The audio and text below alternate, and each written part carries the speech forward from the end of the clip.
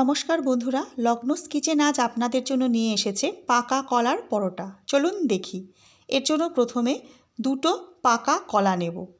আমি এখানে সিঙ্গাপুরি কলা নিয়েছি, আপনারা যে কোনো কলা নিতে পারেন। আর নেব 2 চামচ চিনি।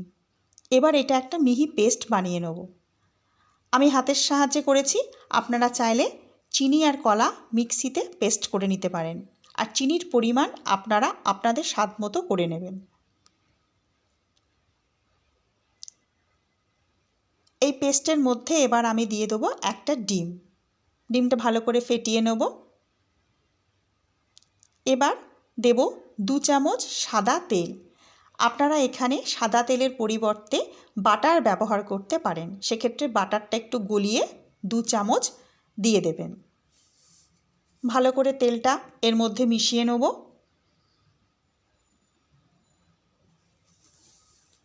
এবার 1 কাপ ময়দা নেব। অল্প অল্প করে সেই 1 কাপ ময়দা এই ব্যাটারে মিশিয়ে দেবো।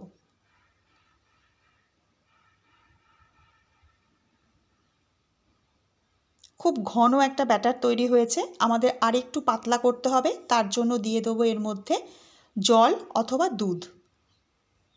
আমি এখানে একটু জল দিয়েছি। দেখুন মোটামুটি ব্যাটারটা এই রকম পাতলা হবে। এবার এর মধ্যে কিছু কাজু বাদাম কুচি দেবো। আপনারা যে কোনো বাদাম কুচি ব্যবহার করতে পারেন। আর দেবো একটু ভ্যানিলা এসেন্স। এবার সব একসঙ্গে ভালো করে ফেটিয়ে নেব। এবার গ্যাসের ওপর ননস্টিক প্যানে একটু বাটার দিয়ে এই ব্যাটারটা হাতার সাহায্যে ছড়িয়ে ছড়িয়ে গোলাকার রুটির আকার দেব। তারপর 1 মিনিট ঢাকা দিয়ে ভেজে নেব। 1 মিনিট পরে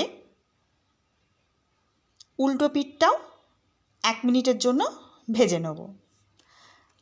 এখানে আমি বাটার ব্যবহার করেছি পরোটা ভাজার জন্য, আপনারা চাইলে সাদা তেল ব্যবহার করতে পারেন। বেশ কয়েকটা ভেজে নেব।